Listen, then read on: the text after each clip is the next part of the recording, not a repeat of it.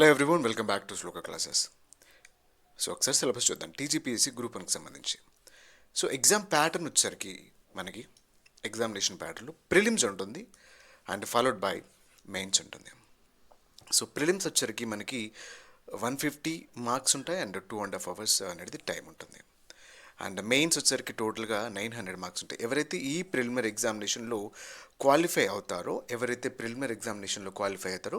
వారికి మెయిన్స్ ఎగ్జామ్స్కి అపియర్ అవుతారు. ఇన్ మోస్ట్లీ ప్రిలిమ్స్లో 1:50 అంటే ఒక పోస్ట్కి 50 మెంబర్స్గా తీసుకుంటారు. స్పెసిఫిక్ కట్ ఆఫ్ అంటూ ఏమీ ఉండదు. So based on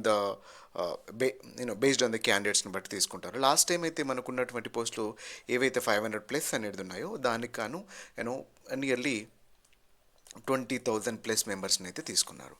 and so number of పోస్టులు కూడా ఇప్పుడు ఎన్ని ఉంటాయో దానికి 50, ఈచ్ పోస్ట్కి 50 లాగా తీసుకుంటారు.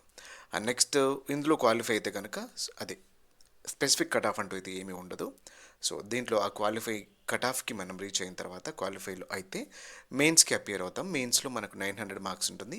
ఈ మెయిన్స్ మార్క్స్ని బేస్ చేసుకొని మనకి ర్యాంక్ అనేది డిసైడ్ అవుతుంది. దాని మీదనే మనకి పోస్ట్ అనేది ఇస్తారు.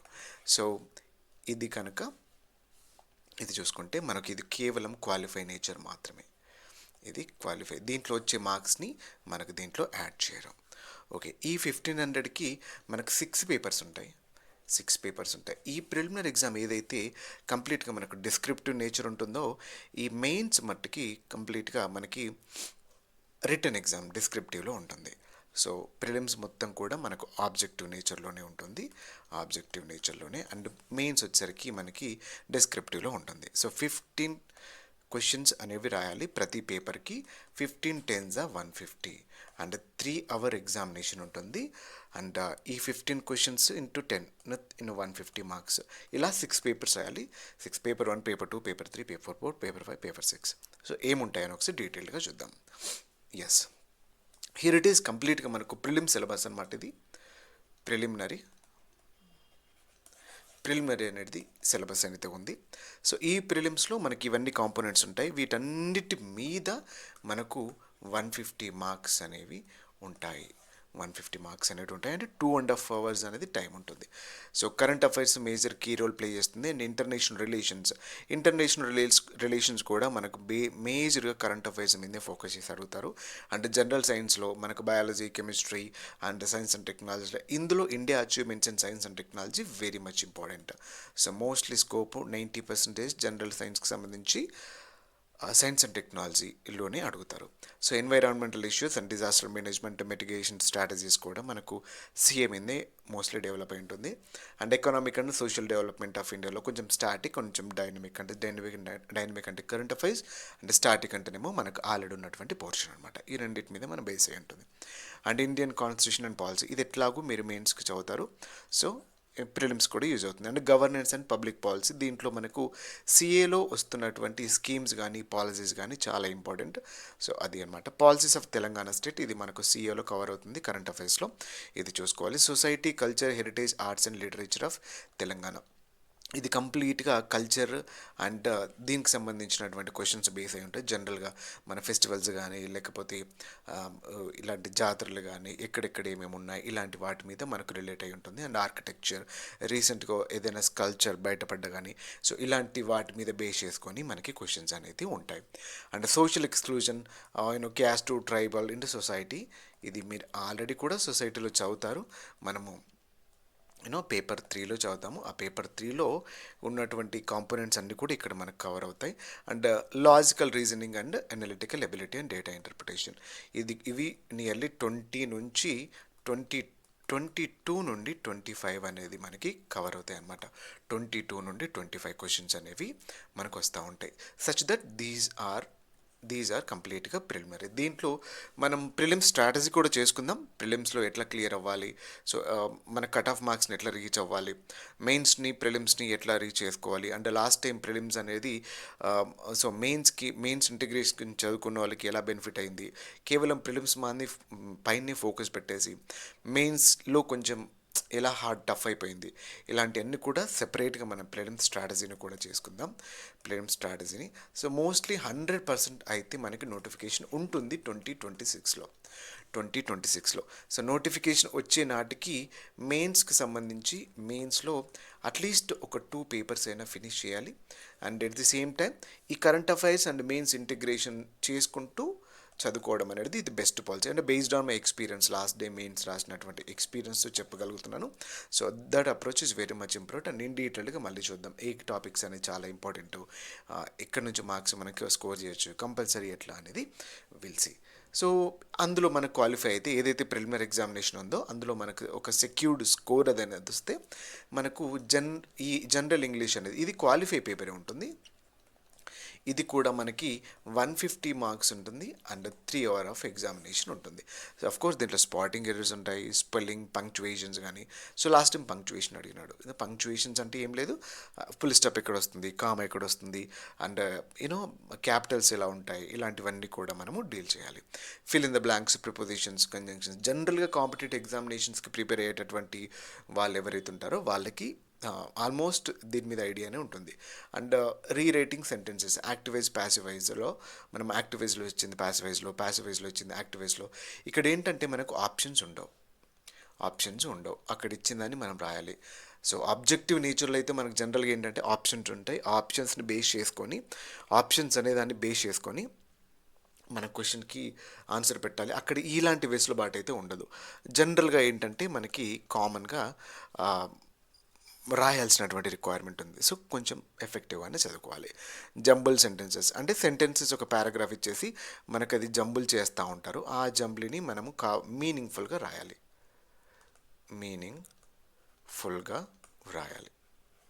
Yes, this is what. అంటే కాంప్రహెన్షన్, రీడింగ్ కాంప్రహెన్షన్ ఉంటుంది. అండ్ ప్రిసైజ్ రైటింగ్ అంటే మనకు ఇంత పెద్ద ఎన్లార్జ్మెంట్తో ఇచ్చినటువంటి ప్యాసేజ్ ఏదైతే ఉందో ఆ ప్యాసేజ్ అనేదాన్ని మనం చిన్నగా చేసి రాయాలి. అండ్ ఇట్స్ ఏంటంటే ఎక్స్పాన్షన్, మనకు చిన్నగా ఉన్నదాన్ని పెద్దగా ఎక్స్పాండ్ చేసి రాయాలి. లెటర్ రైటింగ్ కంపల్సరీ క్వశ్చన్ వస్తుంది. సో ఇవన్నీ కూడా క్వాలిఫై ఉంటుంది. మనం జనరల్గా ఐడియా ఉంటే సరిపోతుంది. సో ఇది అంత ఇంపార్టెన్స్ అయితే ఏమీ లేదు. అండ్ నెక్స్ట్ పేపర్ 1 వచ్చేసరికి మనకు జనరల్ ఎస్ఐ 150 మార్క్స్కి ఉంటుంది. ఎస్, ఈ 150 మార్క్స్లో మనకి 3 సెక్షన్స్ ఉంటాయి. ప్రతి సెక్షన్ నుంచి 50 మార్క్స్ ఉంటాయి. 50 మార్క్స్ జనరల్గా అయితే ఒక్కొక్క దానికి ఒక్కొక్క 1 అవర్కి ఒకటి 1 అవర్కి ఒక ఎస్ఏ రాసుకుంటే 50 మార్క్స్ 1000 వర్డ్స్లో రాయాలి. 1000 వర్డ్స్ అటు ఇటుగా 950 టు 100,000 వర్డ్స్లో మనం ఇచ్చినటువంటి బుక్లెట్లో స్పేస్లో మనం రాయాలి. Such that contemporary social issues versus issues of economic growth and justice, ఈ రెండిటి నుంచి ఒకేసే రాయాలి. And dynamic of Indian politics and historical culture, ఈ రెండిటి నుంచి ఒకేసే రాయాలి. And development and science and technology and education, human resource అంటే నేషనల్ ఎడ్యుకేషన్ పాలసీ ఉండొచ్చు. అండ్ హ్యూమన్ రిసోర్స్ డెవలప్మెంట్ సంబంధించినటువంటి హెల్త్ సెక్టర్ కానీ లేకపోతే ఎడ్యుకేషన్ సెక్టర్ కానీ ఇలాంటి వాటి నుంచి క్వశ్చన్ ఉండొచ్చు. జనరల్గా మనం పేపర్ బాగా చదవాలి. అండ్ కాంటెంపరీ ఇష్యూస్ మీద బాగా ఐడియా ఉండాలి. అండ్ మోర్ ఓవర్ ఇదంతా ఒక మనకు 50% నాలెడ్జ్ అయితే 50% రాసే స్కిల్ చాలా ఉండాలి. మనకు సినాప్సిస్ అంటే స్ట్రక్చర్ ఆఫ్ ఎస్ఏ ఎలా ఉండాలి, ఇంట్రో ఎలా ఇవ్వాలి, సో దాంట్లో ఎగ్జాంపుల్స్ ఎలా తీసుకోవాలి, కొటేషన్స్ ఎలా తీసుకోవాలి, అండ్ కన్క్లూజన్ ఎలా ఇవ్వాలి, in the body of the context అనేది ఎలా ఉండాలి. సో మనం మెయిన్స్ ఆన్సర్ రాసే ఈ పేపర్ 1 అనేది మిగతా పేపర్ 2, 3, 4, 5, 6 వీటికి భిన్నంగా ఉంటుంది. అందులో మనం ఇంట్రడక్షను, కన్క్లూజను, బాడీ పాయింట్స్ లాగా రాయడం ఇలా ఉంటుంది. కానీ ఇక్కడ మాత్రం థియరిటికల్గా రాయాలి, ప్యాసేజ్ రూపంలో రాయాలి. అక్కడక్కడ ఎక్కడైనా వెరీ మచ్ రిక్వైర్మెంట్ అయితే మనం పాయింట్స్ మెన్షన్ చేయొచ్చు. సచ్ దట్ ఇది ఇలా ప్యాసేజ్ రిక్వైర్మెంట్ అనేది ఈ విధంగా రాయాలి. జనరల్ ఎస్సీ కాంపోనెంట్ అనేది సో మనం 3 జనరల్ ఎస్సీస్ రాయాలి, ఈచ్ 50 మార్క్స్, మనం 150 మార్క్స్ ఉంటుంది. సో మనం దీనికి కూడా స్ట్రాటజీ కానీ ఈచ్ ఇండివిజువల్గా ఎలాంటి క్వశ్చన్స్ అడిగినాడు అండ్ ప్రీవియస్ పేపర్స్లో ఏం క్వశ్చన్స్ అడిగినాడు, సో ఇప్పుడు ఈ ఇష్యూస్కి మనకు సోర్స్ ఏంటి, ఏ విధంగా సోర్స్ని మనం ఫాలో అవ్వాలి, సో ఏ సోర్స్ని తీసుకొని మనం చదవాలి, దీంట్లో కీవర్డ్స్ అనేది ఎలాంటి కీ రోల్ ప్లే చేస్తుంది, సో కీవర్డ్స్ అనేటివి మనకు ఎలాంటి కీ రోల్ అనేది ప్లే చేస్తుంది, కీవర్డ్స్ అనేవి సో ఎలాంటి కీవర్డ్స్ని మనం సోషల్ ఇష్యూస్ దానికైతే ఎలాంటి కీవర్డ్స్ని మనం స్టోర్ చేసుకోవాలి, issues and economic growth and justice కానీ, సో ఇవన్నిటిని బేస్ చేసుకొని ఎస్ఏ ఎలా రాయాలి అండ్ స్ట్రక్చర్ని ఎలా మెయింటైన్ చేయాలి, సో ఇలాంటివన్నీ కూడా ఇప్పటి నుంచి మనం ప్రాక్టీస్ చేసుకుంటూ ఉండాలి. అయితేనే మనం ఎగ్జామినేషన్లో ప్రాపర్గా ఇవ్వగలుగుతాం ఇన్పుట్ అనేది. Okay, this is and paper 2 అనమాట. పేపర్ 2లో మనకి హిస్టరీ ఉంటుంది. హిస్టరీలో ఫస్ట్ సెక్షన్ వచ్చేసరికి మనకు హిస్టరీ అండ్ జాగ్రఫీ ఉంటుంది. ఫస్ట్ సెక్షన్ మొత్తం కంప్లీట్గా ఇండియన్ హిస్టరీ ఉంటుంది. అండ్ సెకండ్ సెక్షన్ వచ్చేసరికి తెలంగాణ హిస్టరీ ఉంటుంది. అండ్ థర్డ్ సెక్షన్ వచ్చేసరికి Indian geography and Telangana geography ఉంటుంది. And and one more thing, మనం ఏదైతే 15 క్వశ్చన్స్ అనుకున్నాం కదా, ప్రతి పేపర్కి 15 క్వశ్చన్స్ అని, ఆ 15 క్వశ్చన్స్లో ఈ ఫస్ట్ సెక్షన్ నుంచి 5 క్వశ్చన్స్ రాయాలి, ఈ సెకండ్ సెక్షన్ నుంచి 5 క్వశ్చన్స్ రాయాలి, అండ్ ఈ థర్డ్ క్వశ్చన్ నుంచి 5 క్వశ్చన్స్ రాయాలి. 5 క్వశ్చన్స్ అనేవి రాయాలి. మనం ఆల్మోస్ట్ 150 వర్డ్స్లో, 150 కానీ 250 వర్డ్స్లో మనం మెన్షన్ చేయాలి. బేస్డ్ ఆన్ 10 మార్క్స్ కదా, మనకు 10 మార్క్స్ అనేది ఉంటాయి. సచ్ దట్ మనకు 10 మార్క్స్ అనేది ఉంటుంది. అండ్ 3 అవర్ అనే టైం ఉంటుంది. సో 1 అవర్లో మనం 5 క్వశ్చన్స్ రాయాలి. అంటే ఈచ్ క్వశ్చన్కి మనకు 12 మినిట్ అనేది వస్తుంది. సో ఆ 12 మినిట్స్లో మనం ఇచ్చినటువంటి త్రీ పేజెస్ని, ఏదైతే 3 పేపర్స్ని కాదు, 3 పేజెస్ని, ఇగో వన్ సైడ్ ఇది మొత్తం ఫిల్ చేయాలి, దీనికి ఆపోజిట్ సైడ్ ఏదైతే ఉందో అది మొత్తం ఫిల్ చేయాలి, అండ్ దీనికి ఆ పక్కన ఉన్నటువంటి ఏదైతే ఉందో ఇది మొత్తం ఫిల్ చేయాలి. సో ఇందులో ఈ 3 షీట్లో కంప్లీట్గా ఫిలప్ చేయాలి. సో ఇలా ప్రతి క్వశ్చన్కి ఇలా రాయాలన్నమాట. మనం ఇదంతా కూడా 12 మినిట్స్లో రాయాలి. టైంని మేనేజ్ చేసుకోవాలి. 12 మినిట్స్ ఆఫ్ టైం, ఈ 12 మినిట్స్లో మనం మేనేజ్ చేసుకోవాలి. ఎస్. అండ్ ఈ ఇండియన్ హిస్టరీలో కూడా మనకి ఫైవ్ యూనిట్స్ ఉంటాయి. మళ్ళీ అగైన్ ఇందులో 5 యూనిట్స్ ఉంటాయి. సో ఇందులో 5 యూనిట్స్ ఉంటాయి. సో ఎవ్రీ పేపర్ని మనం డిస్కస్ చేద్దాం. ఎవ్రీ పేపర్ని కూడా, paper 1, paper 2, paper 3 followed by remaining papers కూడా టిల్ పేపర్ 6. సో అందులో ఉన్న ప్రతి 15 యూనిట్స్ ఏంటి, ఒక్కో యూనిట్లో ఏం సబ్ హెడ్డింగ్స్ ఉన్నాయి, సో ఇలాంటివన్నీ కూడా మనం చూద్దాం. సో ఇది జనరల్గా బ్రీఫ్గా ఎన్ని పేపర్స్ ఉంటాయి, ఎన్ని సెక్షన్స్ ఉంటాయి, ఎన్ని మార్క్స్ ఉంటాయి, ఇది మాత్రమే ఇక్కడ డిస్కస్ చేస్తున్నాం. Such that 17 history of culture India with special reference to modern period 1757 to 1947 AD వరకు ఉంటుంది. And Telangana history culture heritage అనేది ఇక్కడ వరకు ఉంటుందండి. Geography of India and Telangana ఈ రెండు కలిపి మనకు ఉంటుంది. అండ్ ఇండియన్ జాగ్రఫీ వచ్చేసరికి మనకు 2 యూనిట్స్ ఉంటాయి. అండ్ తెలంగాణ జాగ్రఫీ వచ్చేసరికి మనకు 3 యూనిట్స్ ఉంటాయి. అదనమాట. 3 యూనిట్స్ నుంచి కూడా మనం ఒక్కొక్క క్వశ్చన్ని రాసుకుంటూ ఉండాలి. So it is complete about ancient history ఉంటుంది, మిడివల్ ఇండియన్ హిస్టరీ ఉంటుంది, అండ్ మోడర్న్ ఇండియన్ హిస్టరీ ఉంటుంది. ఇవన్నీ కూడా మనం పేపర్ డిస్కషన్లో చూద్దాం. అలాగే తెలంగాణ హిస్టరీలో కూడా అంతే. దెన్ పేపర్ 3 ఇది కంప్లీట్గా ఇండియన్ సొసైటీ అనమాట. అండ్ ఇండియన్ సొసైటీలో మనకు 2 యూనిట్స్ అనేది ఇండియన్ సొసైటీలో ఉంటాయి. అండ్ రిమైనింగ్ 2 యూనిట్స్ అనేది తెలంగాణ ఇష్యూస్ మీద ఉంటాయి. థర్డ్ యూనిట్ ఏమో అండ్ పాలసీస్, స్కీమ్స్ మీద ఉంటుంది. సో ఈ విధంగా అనమాట. సో ఇది కూడా మనకు ఈచ్ యూనిట్ నుంచి 1 క్వశ్చన్ రాయాలి. అండ్ ఫస్ట్ 2 క్వశ్చన్స్ మాత్రం కంపల్సరీ, రిమైనింగ్ 3 క్వశ్చన్స్కి ఆప్షన్స్ ఉంటాయి. ఇలాగా first 2 questions 1 and 2 questions compulsory, and remaining 3, 4, 5కి 3.1, 3.2 అలాగే అండ్ 4.1 అండ్ 4.2 అండ్ 5.1, 5.2. సో ఇలాగ ఆప్షన్స్ అనేటివి మనకి ఉంటాయన్నమాట వీటికి సంబంధించి పేపర్లో. సో ఈ ఫస్ట్ 2 క్వశ్చన్స్ మాత్రం కంపల్సరీ. ఈ ఫస్ట్ 2 క్వశ్చన్స్ అనేది 5th యూనిట్ నుంచి రావచ్చు, 3rd యూనిట్ నుంచి రావచ్చు, 1st యూనిట్ నుంచి అయినా రావచ్చు. సో ఫస్ట్ 2 యూనిట్స్లో మనం ఇంపార్టెంట్ చదువుకొని అట్లా ఏం లేదు. సో ఏ క్వశ్చన్ నుంచైనా రావచ్చు. అవన్నీ మన పేపర్ డిస్కషన్లో చూద్దాం. అండ్ కాన్స్టిట్యూషన్, ఇందులో మనకి కంప్లీట్గా 10 యూనిట్స్ అనేవి ఉంటాయి. అందులో మనకు 5 క్వశ్చన్స్ అనేది ఇస్తారు. అండ్ గవర్నెన్స్ అనేది 5 యూనిట్స్ ఉంటాయి. 10 చాప్టర్స్ ఉంటాయి కాన్స్టిట్యూషన్, ఇండియన్ సొసైటీ కూడా. So that is what complete paper 3. And paper 4 వచ్చేసరికి ఎకానమీ అండ్ డెవలప్మెంట్ ఉంటుంది. Indian economy, development, Telangana economy, and development and environmental problems ఉంటాయి మనకి ఎన్వైరాన్మెంట్కి సంబంధించి. అండ్ డెవలప్మెంట్ వర్సెస్ డెవలప్డ్ ఇలాంటివన్నీ ఉంటాయన్నమాట. గ్రోత్ వర్సెస్ డెవలప్మెంట్ అంటే ఏంది, గ్రోత్ ఫ్యాక్టర్స్ ఏంది, డెవలప్మెంట్ ఫ్యాక్టర్స్ ఏంది, సో డెవలప్మెంట్లో వచ్చే కాంపోనెంట్స్ ఏముంటాయి, గ్రోత్ ఫ్యాక్టర్లో కాంపోనెంట్స్ ఏముంటాయి, ఎన్వైరాన్మెంటల్ ఇష్యూస్ ఏముంటాయి, వేస్ట్ మేనేజ్మెంట్ పాలసీస్ ఏముంటాయి, ఎయిర్ పొల్యూషన్ కానీ, వాటర్ పొల్యూషన్ కానీ, సౌండ్ పొల్యూషన్ కానీ, దీనికి తీసుకునేటువంటి మనకు స్కీమ్స్ ఏమున్నాయి, యాక్ట్స్ ఏమున్నాయి, సో అట్లాంటివన్నీ కూడా మెన్షన్ అయి ఉంటుంది. అఫ్కోర్స్ మనకి ఇది కొంచెం స్టాటిక్ నాలెడ్జ్తో పాటు సిఏ నాలెడ్జ్ అనేది ఉండాలి. వాల్యూ అడిషన్ మనం అఫ్కోర్స్ ఎవ్రీ వాల్యూ అడిషన్కి మనం వీక్లీ స్ట్రాటజీ చేసుకుందాం. వీక్లీ అంటే ఇది కరెంట్ అఫైర్స్ లాగానే. సో కాకపోతే ఆ కరెంట్ అఫైర్స్ అనేది మన పేపర్స్కి ఎలా వాల్యూ అడిషన్ అవుతుంది. ఒక యూనిట్ వచ్చింది, ఫర్ ఎగ్జాంపుల్ మనకి వేస్ట్ మేనేజ్మెంట్ పాలసీ అనేది మనం చూసుకుంటున్నాం. వేస్ట్ మేనేజ్మెంట్ పాలసీ అనేది ఎక్కడ యూజ్ చేయాలి, సో ఆ వేస్ట్ మేనేజ్ పాలసీ అనేది మనకు సొసైటీలో ఏ విధంగా యూజ్ అవుతుంది, అండ్ ఎన్విరాన్మెంటల్ ప్రాబ్లమ్స్లో ఏ విధంగా యూజ్ అవుతుంది.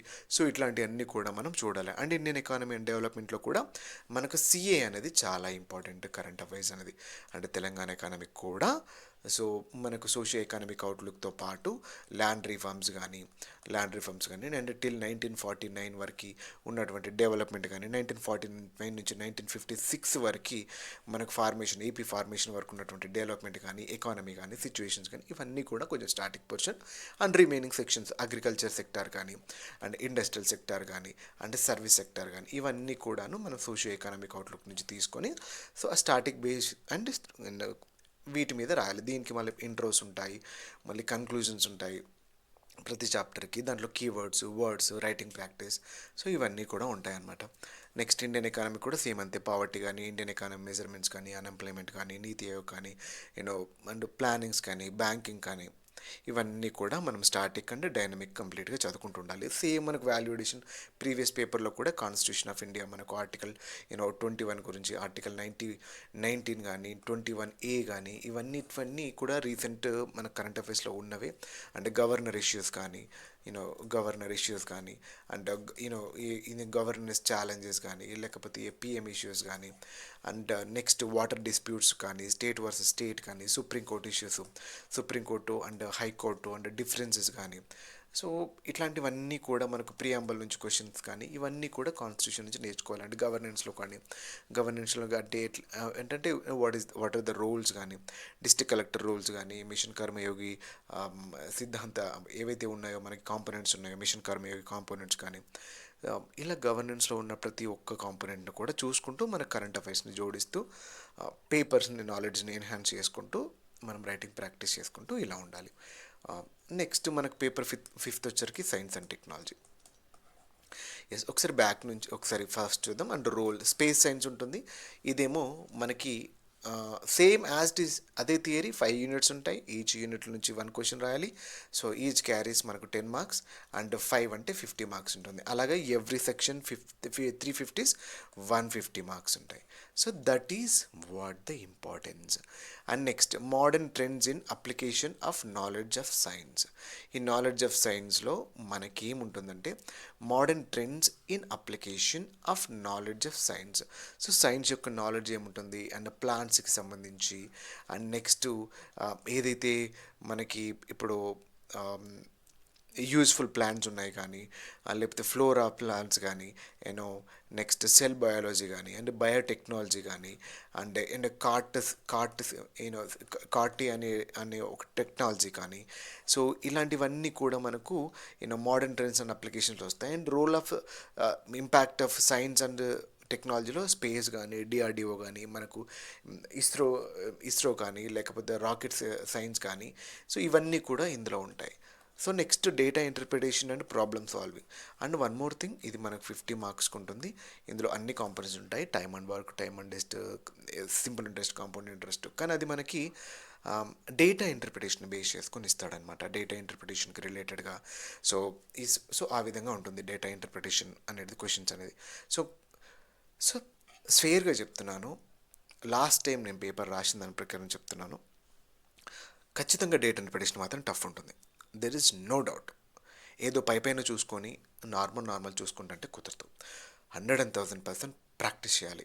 చాలామందికి ఈ పేపర్ దెబ్బతీసింది లాస్ట్ టైం, చాలామందికి పేపర్ దెబ్బతీసింది.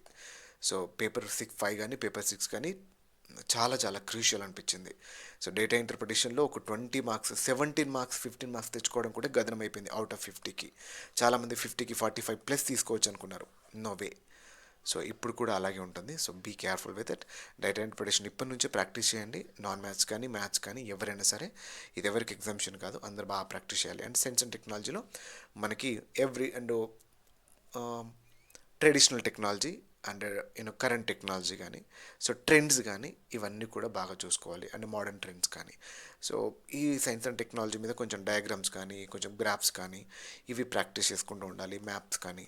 సో ఇవి చాలా ఇంపార్టెంట్ ఆ టెక్నాలజీ. ఈవెన్ జాగ్రఫీలో మనకు ఎలా అయితే మ్యాప్స్ గీస్తామో, అండ్ నెక్స్ట్ జాగ్రఫీ తర్వాత ఇంపార్టెంట్ ఉన్నటువంటి కాంపోనెంట్ ఏంటి అంటే ఎస్ఎన్టీలో కూడా మనకు కొన్ని గ్రాఫ్స్ డయాగ్రామ్స్ గీయడానికి స్కోప్ ఉంటుంది బాడీ ఆఫ్ ద కాంటెక్స్లో. అంటే ఇంట్రోస్ని కన్క్లూజన్ని చాలా కేర్ఫుల్గా ఇవ్వాలి. ఇంట్రోస్ని కన్క్లూజన్ ఇయర్స్ని మెన్షన్ చేస్తూ, ట్రాన్స్ఫర్మేషన్ని మెన్షన్ చేస్తూ, సో ఇలా కొంచెం కేర్ఫుల్గానే మనం సైన్స్ అండ్ టెక్నాలజీ రాసుకోవాల్సి ఉంటుంది. సో మనం ఇన్ డీటెయిల్డ్గా పేపర్ ఎక్స్ప్లెనేషన్ చేసినప్పుడు పేపర్ 5 గురించి సో ఎవ్రీథింగ్ అనేది మనం చూద్దాం. నెక్స్ట్ పేపర్ 6 అనమాట. So Telangana movement and state formation, ఇది మొత్తం తెలంగాణకు సంబంధించింది. 150 ఉంటుంది. పోర్షన్ తక్కువ ఉంటుంది కదా, 150కి 150 కొట్టచ్చు అని అనుకున్న లాస్ట్ టైం వాళ్ళకి చాలా ఇబ్బంది ఎదురైంది. చాలామంది 50 మార్క్స్ స్కోర్ చేయడం అనేది గగనం అయిపోయింది. సో మనం ఎంత చదివామనేది ఇంపార్టెంట్ కాదు. సో కీ లైన్ ఎంత చదివామన్నది ముఖ్యం కాదు, ఎలా వ్రాసాము అన్నది ముఖ్యం. Yes, the idea of Telangana, దీంట్లో 5 యూనిట్స్ ఉంటాయి. అండ్ అగైన్ మళ్ళీ మనకి 1919 ఫర్మానా కానీ, లేకపోతే నిజాం ఫర్మానా కానీ, లేకపోతే ఇంటిగ్రేషన్ తెలంగాణ ఇంటూ ఇండియా కానీ, సాలార్జంగ్ రీఫార్మ్స్ కానీ, సో ఇవన్నీ కూడా మనకు తెలిసినవి ఉంటాయి. కానీ ఎలా రాస్తున్నాం అనేది ఇంపార్టెంట్, ఎంత మ్యాటర్ని మనం బాగా ప్రజెంట్ చేస్తున్నాం అనేది ఇంపార్టెంట్. అండ్ మనకు మేజర్గా Telangana movement and state formation, I can tell you demand and supply. Demand of the question, supply of the answer. ఈ థియరీని పక్కా ఫాలో అవ్వాలి. ఏం అడిగినాడు అనేది మనం ప్రాపర్గా చూడాలి. జెంటిల్మెన్ అగ్రిమెంట్ గురించి అడిగినాడు, రైట్? అగ్రిమెంట్లో ఉన్నటువంటి కాంపోనెంట్స్ గురించి అడిగినాడా? జెంటిల్మెన్ అగ్రిమెంట్ యొక్క ఇంపార్టెన్స్ గురించి అడిగినాడా? జెంటిల్మెన్ అగ్రిమెంట్ తర్వాత స్టేట్ యొక్క స్థితిగతులు, సిచ్యువేషన్స్ ఏ విధంగా ఉన్నాయి అడిగినాడా? జెంటిల్మెన్ అగ్రిమెంట్ అనేది రావడానికి ఏ విధమైన కారణాలు ఎంఫసిస్ చేసినాయని అడిగినాడా? ఏంటి అడిగినాడు? జెంటిల్మెన్ అగ్రిమెంట్ అంటే అలాగా డిమాండ్ ఆఫ్ ద క్వశ్చన్. మనం ప్రీవియస్ క్వశ్చన్స్ కూడా చూద్దాం, పీవైక్యూస్ని, అలా యూపీఎస్సీ పీవైక్యూస్ని అండ్ ఏపీ పీవైక్యూస్ని కూడా మనం చూద్దాం.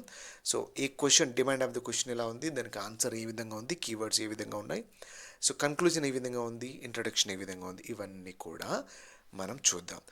So be careful with it. Paper 5 and paper 6 రెండు కూడా మన జాబ్ని డిసైడ్ చేస్తాయి. Such that towards formation of Telangana state.